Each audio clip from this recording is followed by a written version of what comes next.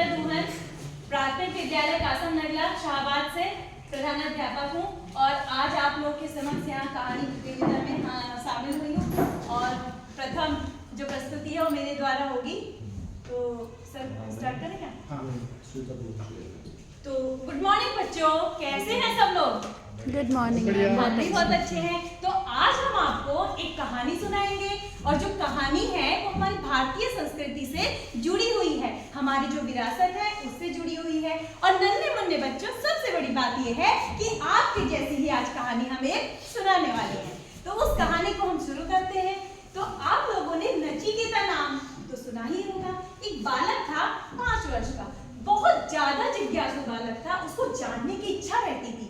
वो क्या करता था, प्रश्न पर प्रश्न करता रहता था और उसका उत्तर जब तक नहीं मिल जाता था तब तक वो अपने प्रश्न पूछता रहता था।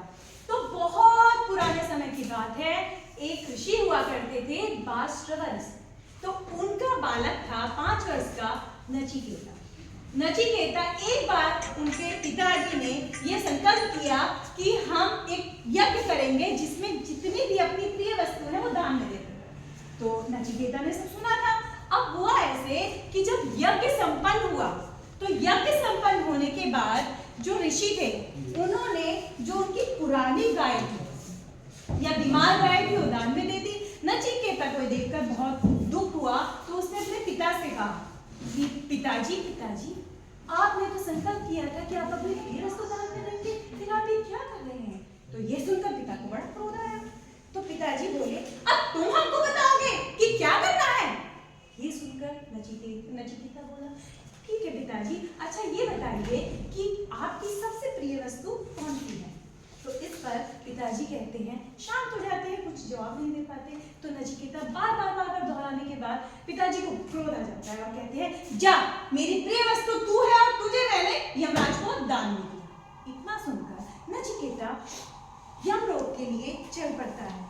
जाते जाते 3 पहर बीत जाते हैं और 3 पहर के बाद जब वो यमलोक पहुंचता है तो वहां पर द्वारपाल उसको दिखाई देते हैं। तो वो पूछता है, मुझे यमराज से मिलना है। तो ए मूर्ख बालक, तू कहां चला आ रहा है? तुझे क्या पता नहीं ये यमलोक है? नहीं, मुझे यमराज से मिलना है, मुझे मेरे पिताजी ने वो दान में दे दिया है। इतना सुनकर जो यमराज के जो दूत होते हैं वो उससे कहते हैं, जा बालक, अभी तू चले जा, 3 दिन बाद यमराज आएंगे तो तू उनसे मिल लेना।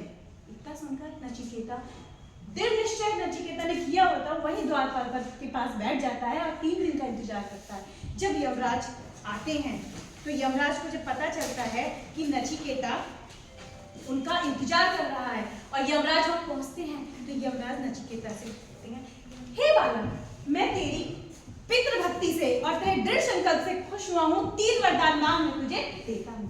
इस पर नचिकेता कहता है, मुझे पहला वरदान, यमराज जी मुझे पहला वरदान ये दे दीजिए कि मेरे पिता जब मैं वापस जाऊं तो मुझे खुश होकर गले लगा ले। यमराज, दिया बच्चा, तू जा।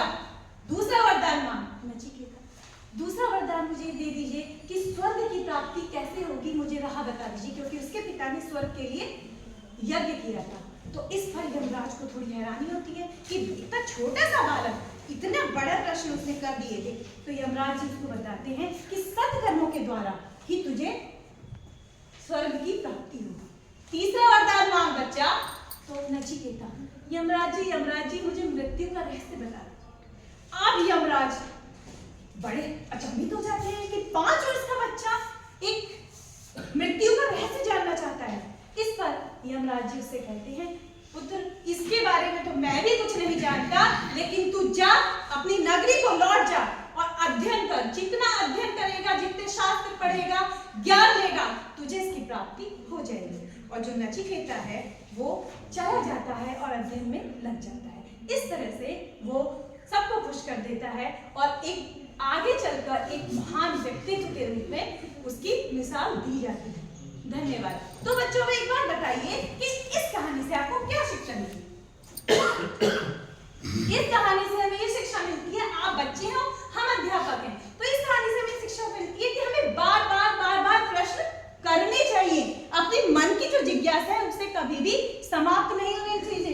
अगर हमें लगता है कि हमें इसे जानना है तो टीचर से बार बार प्रश्न करें और जब तक आपका उत्तर न मिल जाए तब तक उस प्रश्न धन्यवाद।